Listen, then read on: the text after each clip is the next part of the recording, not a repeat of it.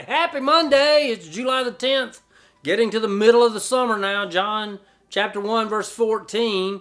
One verse this week. We've been doing some bigger passages recently, so we want to hide this word in our heart.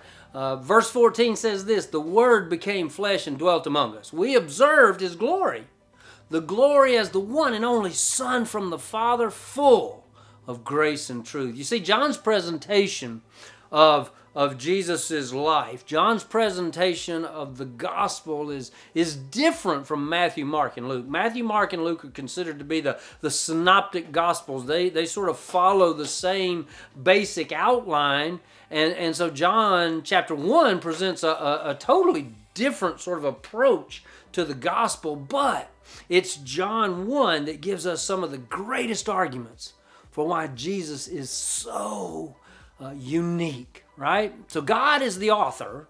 You've heard me say this before. God is the author of all of the Bible. John is the writer. He is most likely the youngest apostle. And most conservative scholars and theologians, they believe John the Apostle to be the writer of the Gospel of John, the letters of John, and the revelation of Jesus Christ, the book of Revelation. And so John begins his gospel with this huge little two-word thing, the Word, from verse 1. In the beginning was the Word. The Word was with God. The Word was God.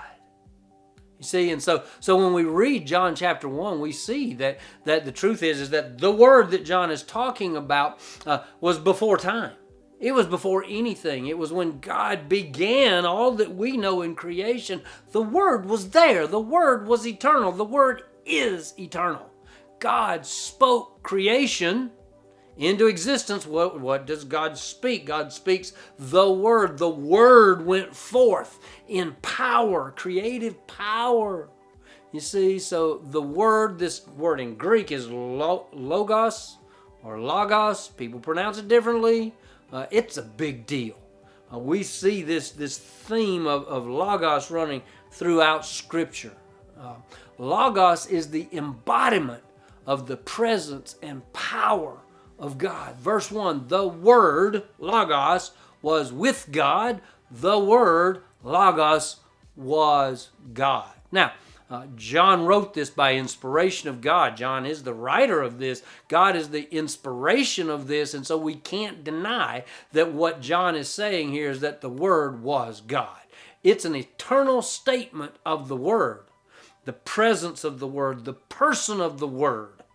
So that when we get to the verse we're looking at this week, the Word existed, the Word continues today. Our language almost loses the emphasis of the Word. Makes me want to use the word logos. In the beginning was the logos. The logos was with God. And the logos was God. See?